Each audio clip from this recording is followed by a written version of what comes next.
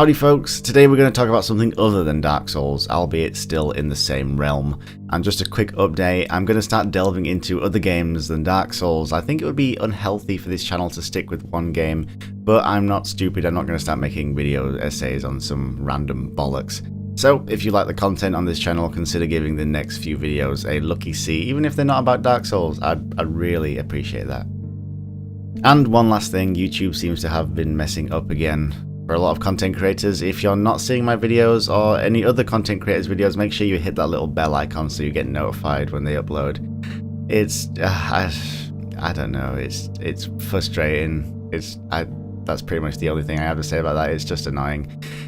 Anyway, today we're going to talk about Deck 13 Interactive's upcoming game, The Surge. Before we delve into it, I just want to make it clear Deck 13 haven't paid me or even asked me to cover this game. If anything, the stuff we'll talk about today might even sway you off buying the game. But like all these topics, we'll go into it with an open mind. So, The Surge is an upcoming action RPG created by Deck 13 Interactive, the same studio that brought us Lords of the Fallen, which is considered by the majority of the Souls community to be utter garbage. Now, a few days ago, as many of you know, I streamed a playthrough of Lords of the Fallen, didn't get very far, and I tried my best to like it, I really did. Visually, the game is stunning, trumping over the aesthetics of the Souls games and then some, but a game isn't going to carry you through the experience on visuals alone. To me, the game just felt, what's the right expression? Blech. It just felt icky to play. I fear, though, that's on my end. I went into this game knowing it was a Souls-esque game, so instinctively I compared it to Dark Souls, and I don't feel that was fair on my end. So the movement and combat just didn't feel very good. It's quite difficult to describe unless you've played it yourself. I guess the word I'm looking for is responsive. The time you press the attack button till the time you actually land a hit feels just far too slow for me personally. Like driving a bald-headed submarine. In The Surge, they seem to have made strides forward into alleviating that problem by not only adopting a Bloodborne-like quickstep, but opting for a more combo-focused style of combat. Now, combos did exist in Lords of the Fallen, but with the way the base combat felt to me, I didn't really give them much of a thought. If in The Surge they semi-force you to use combos to dispatch foes, then I feel that system would feel a lot more natural. Because in Lords of the Fallen I was playing it like Dark Souls, using spacing then hitting enemies when they are open, and I found reasonable success. Until the game required me to start using combos. I found myself just straight up struggling on standard enemies. Again, this is on my end. Part of my brain was just fixated on slamming my head against a brick wall until I succeeded by using my chosen method of combat, and it's the one I'm most familiar with, but Lords of the Fallen was yelling at me, "No you fucking idiot, this is our game, you have to play by our rules." I couldn't succeed unless I started doing stuff on their terms. It's almost like it's trying its utmost to not be considered Souls-like by forcing the player to do things they might not want to do. This kind of brings me to my next point, and it's a problem most modern day RPGs face with, even Fallout 4. Now, having a set backstory is fine, I get it. But with that said, if you have this persona, you have to engage the player. Make them care about the character they'll be playing for the next however many hours. Now, with that said, I didn't give a flying fuck about the protagonist of Lords of the Fallen. The choices they offered were so lackluster it hurt.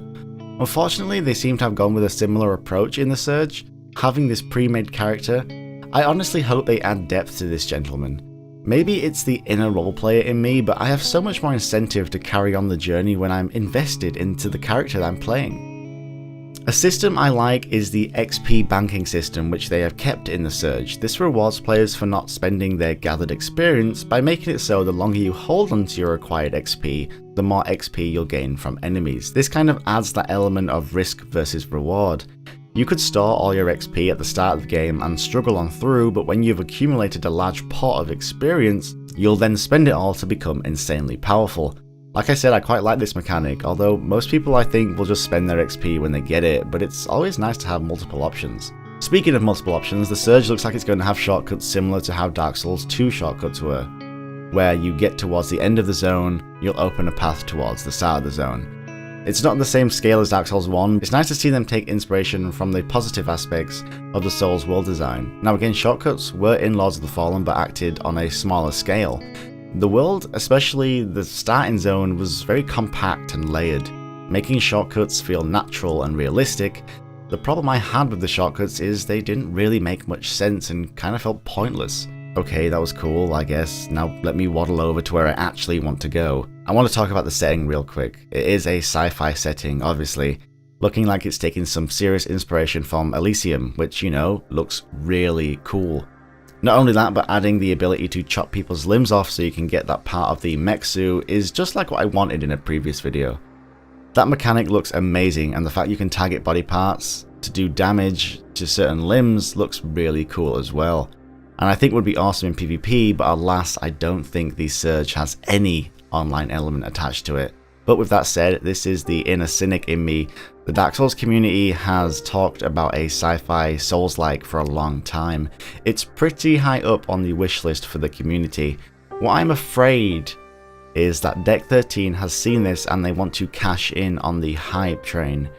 It reminds me of a similar situation back in 2012. There was a mod for Arma 2 called DayZ, and it had so much popularity around it and in turn spawned its own genre.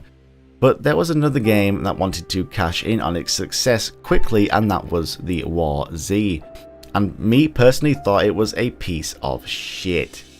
A quick money grab where they had to re-release the game like 3 times to get rid of the negative reviews on Steam. I really do hope this isn't the case with the Surge, and instead of cashing in on something that they know many players want by releasing a lackluster game, but instead spending time on it, listening to the feedback from the players and alleviating the issues many had with Lords of the Fallen. The Souls community is going to be a large portion of their player base, whether they like it or not. With all that said, the biggest issues I have is the movement like we discussed earlier, and I want to put emphasis on that. Lords of the Fallen just felt shitty to play. I know it was going for that clunky feel, and that's fine, more power to you, but the player movement combined with the slow, lackluster combat just felt unsatisfying, and didn't give me that strive to continue playing like in the Souls games. A fight should be fun and entertaining, no matter the challenge. Not dull and forgettable, which is a lot like the bosses in Lords of the Fallen, more so the music. The bosses' visuals and design were okay, I guess, but the music just really wasn't a thing. Throughout the entire game there's this calm, ambient music, which is fine, but you'd expect it to get a little bit more lively when you fight a boss, and it just doesn't. The most memorable bosses in Dark Souls all have this fantastic orchestral piece to accompany the actual fight. With the Surge being a sci-fi game, if you have some spicy dark synth music in the boss rooms, hands down, game of the year for me. So, with that said, are you guys interested in the Surge? I'd love for it to be a good game. More awesome Souls-like games, the better, I say. Healthy competition is good for everyone.